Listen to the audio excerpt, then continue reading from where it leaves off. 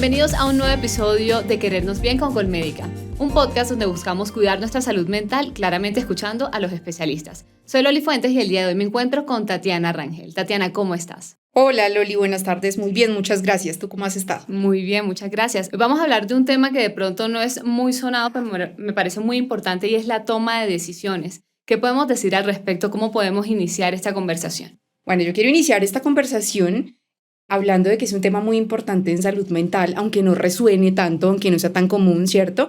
Porque resulta que la mayoría de personas tienden a ver la toma de decisiones como un monstruo gigante, como algo grandísimo. Cuando alguien le dice, bueno, decídete, ¿qué vamos a hacer? Tienes que tomar una decisión, pero ¿por qué eres tan indeciso? ¿Pero por qué tal cosa? Pues claro, eso se ve como algo muy, muy grande que a muchas personas, cuando no tienen unas adecuadas estrategias de afrontamiento, seguramente les va a generar dificultades en su cotidianidad. Para mí es fundamental eso, que entendamos que en ese proceso que requiere tomar decisiones, muchas personas tienen dificultades y es importante en estos espacios hablar de esas pautas, de esas herramientas que las personas pueden tener para que ese proceso no sea algo tan difícil y que por el contrario lo puedan hacer de una manera más genuina, natural y que por ende pues los resultados finales de esas decisiones sean los más acordes para cada situación.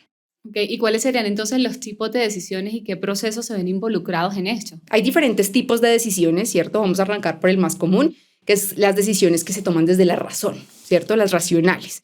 Entonces son esas decisiones donde yo tengo, por lo general, todo el tiempo del mundo para revisar, mirar cuál es la opción A, B, C, D, cuáles son los pros, cuáles son los contras, donde de pronto yo pido la opinión de personas que son importantes para mí o que considero que son expertos en cierto tema y me pueden guiar, ¿cierto? Entonces son esas decisiones que realmente me tomo el tiempo para revisar, mirar, hacer y tener como más o menos la probabilidad de que la elección que yo tome al final sea la más acorde a lo que quiero. Hay otras decisiones que son un poco más de tipo personal, que son más mías, ¿cierto? Que no dependen tanto de otras personas y que afectan solamente mi proyecto de vida, mis metas, mis sueños. Si me corto el cabello o no, si decido hacer una maestría o no, si quiero tener hijos o no, ¿cierto? Entonces, ese tipo de decisiones van más desde mi ser, desde mi individualidad. Entonces, pero esas decisiones, discúlpame que te interrumpa, pueden ser racionales y emocionales también. Claro. Una decisión como cortarse el cabello puede ser un tema racional desde tu óptica o puede ser un tema emocional. Ahí se van a empezar a involucrar una serie de cosas y por eso este tema que aunque parece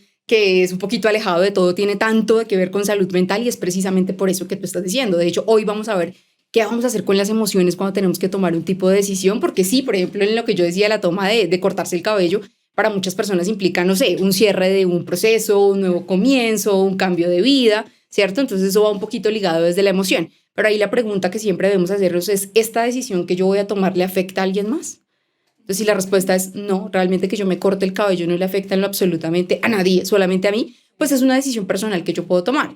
Cuando la respuesta es lo contrario, sí afecta a alguien más, ¿cierto? Entonces, bueno, no sé, con lo de los hijos, por ejemplo, si mi pareja sí quiere tener hijos y yo no, pues seguramente, aunque es una decisión personal, tiene que entrar a mediar otro tipo de cosas, ¿cierto? Entonces ahí viene el siguiente tipo de decisiones, que son las decisiones de grupo. Okay. ¿Y cómo podremos tomar entonces mejores decisiones en esta cotidianidad? La toma de decisiones es un proceso y es una habilidad que nosotros debemos ir desarrollando.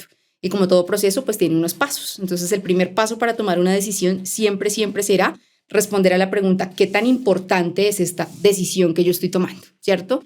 Si la respuesta es sí, es muy importante, es una decisión de vida, es algo que va a afectar a muchas personas, ok, pues tengo que irme más por el lado de la razón, por hacer un balance con los pros, con los contras. Si tomo esta opción, ¿cuáles serían los pros y los contras? Si me voy por el camino B, ¿cuáles son los pros y los contras? Puedo ser muy juicioso, de hecho, y colocarle, por ejemplo, a cada opción un porcentaje, ¿cierto? Para que tengamos una medida cualitativa y una medida cuantitativa. Entonces, primera pregunta y primer paso fundamental, determinar qué tan importante es. Entonces, uno diría, no sé, decisiones de la cotidianidad que no son importantes como la ropa que voy a usar. La importancia en decisiones cotidianas o decisiones mucho más importantes se mide desde ese punto. Bien, un segundo paso que yo debo hacer es medir cuánto tiempo realmente tengo para tomar esa decisión. Un día, un mes, un año, 5 años. Entonces, de acuerdo a ese tiempo, pues también voy generando como ese plan que les contaba ahorita. Un tercer paso importantísimo para la toma de decisiones tiene que ver con las personas a las que puedo ver afectada, a los actores que están allí, ¿cierto? Entonces, lo decía al principio y lo repito ahorita porque es fundamental dentro de ese proceso. Mirar, revisar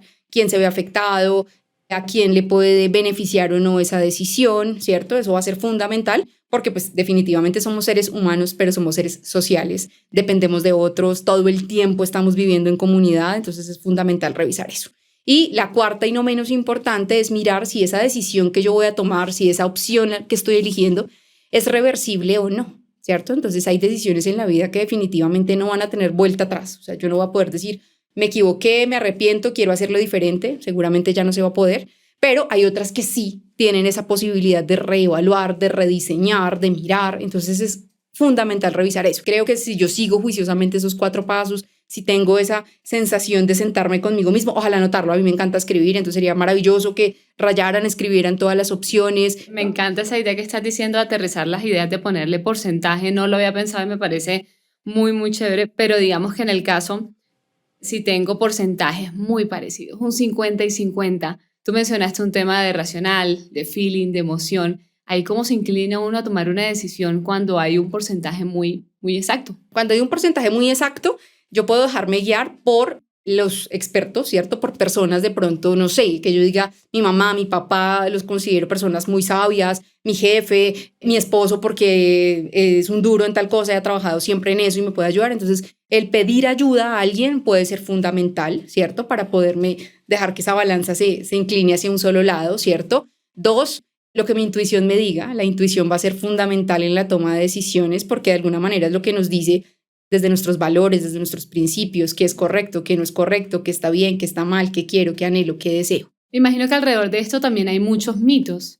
¿Cuál creerías tú que nos puedes contar y poner aquí en la mesa para que la gente sepa y de alguna manera no sigamos teniendo un pensamiento equivocado? Ok, bueno, los mitos más comunes cuando hablamos de toma de decisiones es creer que siempre debemos tomar decisiones correctas. Y entonces nos autocastigamos y nos autosaboteamos y somos supremamente exigentes con nosotros mismos cuando de pronto optamos por una de las opciones que al final del resultado nos damos cuenta que no era la más opcionada, que no nos llevó a donde queríamos llegar, ¿cierto? Entonces ese mito hace que las personas tengan demasiado miedo al error y ese miedo al error entonces los consume, no los deja estar tranquilos, prefieren dejar decisiones importantes, decisiones de vida y demás en manos de otras personas porque no quieren asumir esa responsabilidad. Ese es un mito fundamental que debemos romper definitivamente y es el hecho de no todo el mundo toma decisiones perfectas, no siempre tomamos decisiones correctas. La vida tiene una serie de matices que hace que de pronto a veces seamos un poco más asertivos en la toma de decisiones y que a veces no, y no pasa nada, aprendemos del error y continuamos. Otro mito que hay que derribar es creer que solo los expertos pueden tomar decisiones, entonces solamente el que sabe muchísimo de un tema es el que debe interferir, el que debe hacer, no necesariamente porque hay muchas cosas que dependen de mí y yo tengo que hacerlo. Y el hecho de pensar o creer que no me puedo arrepentir o que no puedo pedir ayuda, porque cuando pido ayuda estoy siendo vulnerable, estoy mostrando una debilidad, no sé, sobre todo en los campos donde nos mostramos competitivos, ¿no? Lo laboral y ese tipo de cosas hacen que si yo digo que no sé cómo se hace esto, que no sé si la mejor opción dentro de una estrategia es esta o la otra, me puedo mostrar como inseguro, como débil. Entonces, ese tipo de mitos hacen que las personas también opten por tomar decisiones más basadas desde la emoción o desde lo que consideran sin hacer un ejercicio juicioso de todo lo que implica la toma de decisión. Tatiana, muchísimas gracias por brindarnos esa información, como siempre, tan valiosa. Para cerrar este tema tan importante que vimos hoy, mi recomendación puntual es que tenemos que hablar de emociones, ¿cierto? Las emociones son un tema transversal a todo lo que tiene que ver con salud mental y es imposible no tocar un tema de salud mental sin hablar de las emociones y creo que es una de las dificultades más grandes que tenemos cuando debemos tomar una decisión. Entonces, la recomendación final y muy importante es que podamos gestionar, exteriorizar, trabajar primero la emoción, sentarme a hacer todo lo que hablamos hoy. Entonces, no sé, esta decisión que tengo que tomar me genera miedo, tristeza, angustia. Entonces, ¿qué hago? Pues exteriorizo, lloro, escribo, cuento, hablo de mi tristeza, de lo que estoy sintiendo. Y cuando la emoción se haya ido, cuando la haya logrado gestionar, me puedo sentar a hacer este proceso que aprendimos el día de hoy. Excelente mensaje. Esto ha sido todo por hoy en Querernos Bien con Colmédica. Como siempre, la recomendación es para que compartan este podcast con las personas que ustedes crean que los puede ayudar. Y como siempre, acudir a un profesional de la salud. Eso ha sido todo por hoy. Nos vemos en una próxima. Yo creo que normalizar y no generalizar. O sea, yo creo que tenemos esta percepción de que el 1 de enero del siguiente año uno se despierta una persona distinta, con metas distintas, con perspectivas distintas. Somos la misma persona que se acostó a dormir el 31 de diciembre. O sea, a las 12, a las 12:01. Y uno no, el primero entonces voy a perder 10 kilos, voy a cambiar de trabajo, voy a tener 3 hijos, voy a cambiar de temperamento, voy a hacer una empresa nueva. O sea, no, seguimos siendo la misma persona. Entonces yo no creo en esto de que es que el próximo año voy a hacer. ¿Por qué no lo empiezo a hacer ya, hoy? O sea, empecemos a mirar hoy qué puedo hacer, qué hábitos diarios yo puedo hacer. Los hábitos diarios determinan tu vida. Y yo sé que eso suena trivial, pero no lo es. No, cero. No Además, lo porque es. mucha gente coge, no, va a empezar a hacer ejercicio, voy a hacer no sé qué, y todo lo quieren hacer el 1 de enero, el 2 de enero. Y el 15 de enero ya no han hecho nada. Entonces, como ya no hice, claro, y como ya el 15 de enero ya no hice nada, entonces este año se fue y no se hizo nada. ¿Por qué no más bien empezamos a entender que los hábitos son chiquitos pero consistentes y que sean realistas? En vez de decir voy a perder 10 kilos, podemos decir voy a caminar 20 minutos todos los días. Es muy distinto, porque cuando pensamos solamente en la meta final, nos ponemos totalmente tristes y desfondados si no llegamos a eso en los primeros 15 días. Entonces, cambiar los hábitos diarios. Para mí los hábitos más importantes son prometerme pequeñas cosas y cumplirlas.